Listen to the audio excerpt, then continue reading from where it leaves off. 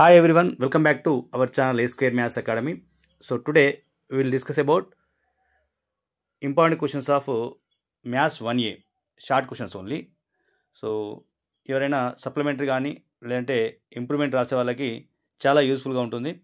కాబట్టి like, share and subscribe to our channel A square maths academy. Okay, so 11th question వచ్చేసి మ్యాథ్సెస్ chapter నుంచి వస్తుందమ్మా.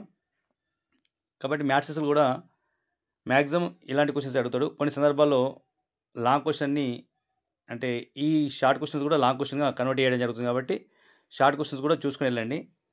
ఈ short క్వశ్చన్స్లో మనకి ఏ యూనివర్స్ ఈక్వల్స్ అడ్జే బై డిటీ ఉంది, అది లాంగ్ క్వశ్చన్ కూడా వచ్చే అవకాశం ఉంది. కాబట్టి లాంగ్ క్వశ్చన్కి at the same time short questions కూడా ఇంపార్టెంట్గా మనం ట్రీట్ చేయొచ్చు దీన్ని. ఓకేనా, అంటే ఏ యూనివర్స్ ఈక్వల్ అడ్జే బై డిటీ అనే థీరంని. ఓకేనా, సో నెక్స్ట్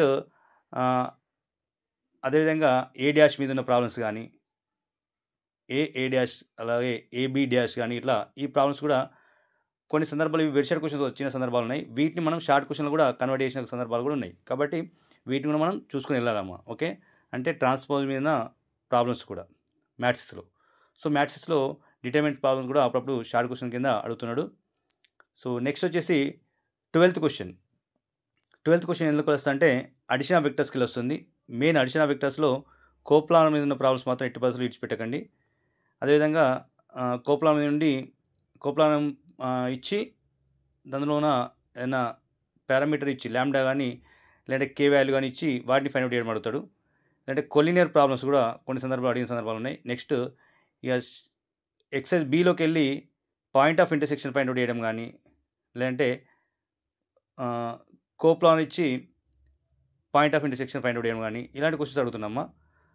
కాబట్టి ఇది లెవెల్ 2 క్వశ్చన్స్ ఇవి. ఓకే, సో నెక్స్ట్ వచ్చేసి 13th క్వశ్చన్. 13th క్వశ్చన్ వచ్చేసి మళ్ళీ ప్రోడక్ట్ ఆఫ్ వెక్టర్స్కి వస్తున్నాం. ప్రోడక్ట్ ఆఫ్ వెక్టర్స్లో వాల్యూమ్ ఆఫ్ ది టెట్రాహెడ్రన్ కానీ volume of the parallelepiped కానీ వీటి మీద ప్రాబ్లమ్స్ తీసుకోండి. క్రాస్ ప్రోడక్ట్ కానీ లేదంటే ఈ ఒక 5-6 ప్రాబ్లమ్స్ ఇచ్చానమ్మా, ఆ ప్రాబ్లమ్స్ కూడా చూసుకొని వెళ్ళండి అమ్మా, సరిపోతుంది. ఓకేనా, ఇది ప్రోడక్ట్ ఆఫ్ వెక్టర్ సంబంధించింది. ఇక నెక్స్ట్ వచ్చేసి 14th క్వశ్చన్ మనకి ట్రిగనామెట్రిక్ రేషియోస్ అండ్ ట్రాన్స్ఫర్మేషన్కి వస్తుందమ్మా.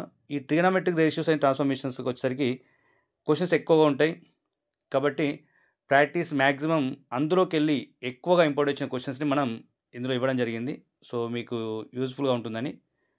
సో కాబట్టి మీ యొక్క ఫ్రెండ్స్కి వీలంత ఎక్కువ షేర్ చేయండి, లైక్ కూడా చేసుకుంటూ వెళ్ళండి అమ్మా. ఓకేనా, నెక్స్ట్ వచ్చేసి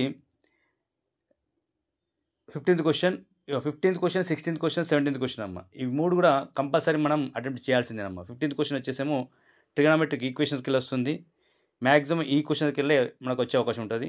నెక్స్ట్ ఇన్వర్స్ ట్రిగనామెట్రిక్ ఈక్వేషన్స్ ఉంటాయి, ఫంక్షన్స్. ఇన్వర్స్ ట్రిగనామెట్రిక్ ఫంక్షన్స్ కూడా ఒక 5 to 6 క్వశ్చన్స్ ఉన్నాయి. వాటిని ఎక్కువ రివిజన్ అంటే రిపీట్గా అడుగుతున్నాడు. సో 17th క్వశ్చన్ వచ్చేసి ప్రాపర్టీస్ ఆఫ్ ట్రయాంగిల్స్ అమ్మ. సో 15th, 16th, 17th మళ్ళీ మ్యాథ్సెస్. ఓకేనా, అంటే 11th, 15th, 16th, 17th అంటే 11, 15, 16, 17 కంపల్సరీ ఈ క్వశ్చన్స్ మాత్రం అటెంప్ట్ చేయాలమ్మా. ఓకేనా, so thank you for watching.